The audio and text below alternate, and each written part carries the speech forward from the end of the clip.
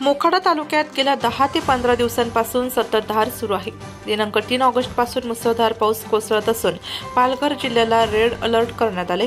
दरम्यान मध्य वैतरणा धरण परिसरात कोसळत असलेल्या पावसाने धरणाची पातळी वाढली असून धरण पूर्ण क्षमतेने भरून ओसंडून वाहत आहे।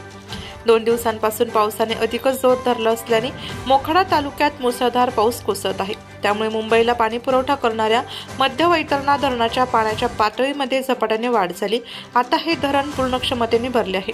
या धरणाची पाणी पातळी 279.63 मीटर THD वर पोहोचली आहे। धरण ओसंडून वाहण्याची पातळी 285 मीटर THD आहे। धरण परिसरात संततधार पाऊस कोसळत आहे, त्यामुळे पाण्याची पातळी 284 मीटरवर पोहोचली। तसेच पावसाचा जोर कायम असल्याने पहाटे 2:45 वाजता धरणाचे 2 दरवाजे 10 सेमीने उघडण्यात आले आहेत। यातून 706.30 क्युसेसने पाण्याचा विसर्ग सुरू केला। मात्र पावसाचा जोर वाढला आणि पाण्याची पातळी 284.24 मीटर झाली।